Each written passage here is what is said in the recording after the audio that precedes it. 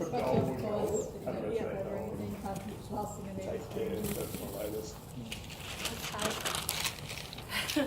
my preach is called the F word. We're all attention. Warm up the camera. So who here has ever been called the F word? And who would like me to tell them what the F word is before they answer? Faithless. Okay, so the devil has a habit of calling me many things, but he particularly likes the F words. Fearful, failure, faithless, and fraud. Oh. He's pretty clever, he's adaptive, and he'll use whatever word suits the occasion. So the first one I want to talk about is fearful. So the devil means to say that you are full of fears. And some may think the opposite would be to turn around and say, no, I'm fearless. But let's be realistic. We are all fearful at times. And denying that you are fearful does not make your fear go away. And the devil knows this. But when I look at the Psalm 139:14, I will praise you, for I am fearfully and wonderfully made. So David says fearfully in a positive way, and it's the devil who tries to make fearful a negative thing. It's good. So you are fearfully made. You were not made of fear, but you were made to be able to be full of fear and survive. Yes, you have fear in you, and no, Jesus doesn't just remove all of your fears, but yes, he walks with you through your fears, strengthening you, supporting you, comforting you, and stretching you. It's true. But he is right there with you and your fears. So yes, you are fearful, but you are fearfully made to withstand fear. And I hope that you never hear the word fearful the same way again. It's good. Preach it. Failure. But you couldn't even do this. You tried this before and you failed. You've let people down. Is these words sounding familiar to anybody? I get those words coming back. More words I'm sure that you've heard before. But in Jeremiah 8:4 it says, you know, if a man falls down, he gets up again.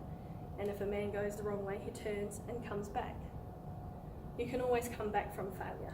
I like to think of it like this. Failure is just a future fruit. Yeah, it's good. Love that. It's good. Double F. This is another example of the devil turning positive things into a negative. He twists everything. So twist back. When he points out past failures, point out the lessons you learned or the character that was built or the fruit that was bared. Faithless. Look at you, the first sign of trouble, and you lose all faith. You have no faith in hard times, only in the good. Oh, you have little faith.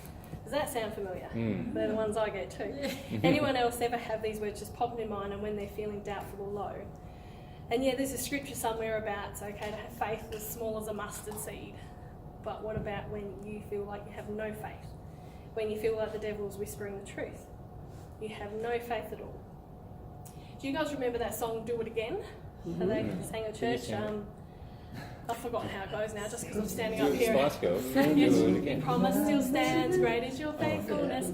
See, I always actually thought that was called Faithfulness, but that's a completely different song. Thank God for Google. Well, I never liked that song. No, I used to sing along at church thinking, faithfulness. Another song about faith, hurry up, get to the next song. Until I came to church on an e-scooter, feeling so lost and so let down and so angry and so empty, even empty of faith. I had no faith at all. And then when we sang my favourite song, it hit me like a ton of bricks, and I just broke down and cried as God revealed to me that even though I had no faith in him in that moment, he had faith in me. It's awesome. And as a Christian of only a few years, it actually had never occurred to me that faith was a two-way street. So I understood that, yes, God wanted us to have faith in him, but I never understood that our amazing God also has faith in me. Yes, so good. That's good. So good. He has so much faith in me that he can even cover me when I'm all out. Obviously, we don't want to stay there, but the impact that revelation had on me in that moment was just faith changing. So you may have a faithless moment, but God's got you covered. And fraud. The devil has been throwing this word at me for months. Anytime I have a little bit of victory in any area of my life, the word suddenly appears. You've got them all fooled, hey? Good little Christian, are you? If they only knew. Who do you think you are? These are some of the things that he says. And some people would say, I'm a child of God. And that is right, but it's a little vague to fight back with. I'll try it. The devil just gets specific. And he just wears you down with accusation after accusation. But you can do the same. You can be forensic with your response.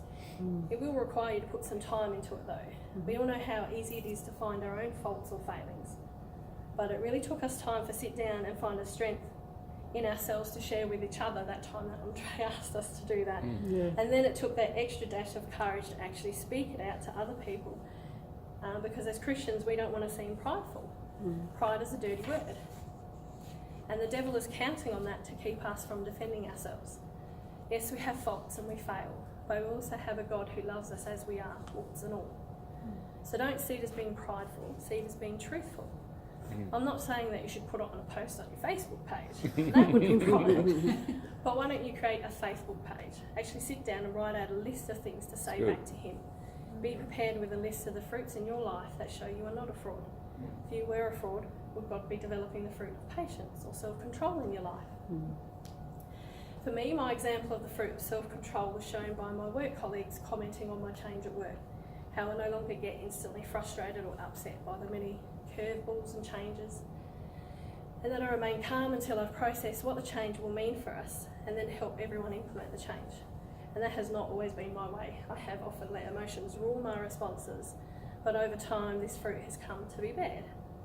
And I didn't ask my colleagues about this, they just commented on this as they noticed it. Now I'm not saying this to be prideful, I'm saying it to be truthful. This information came to me unsolicited, so the devil can't turn that into a lie. It is an absolute truth to me now. I have this fruit, and I'm going to throw it right in the devil's face.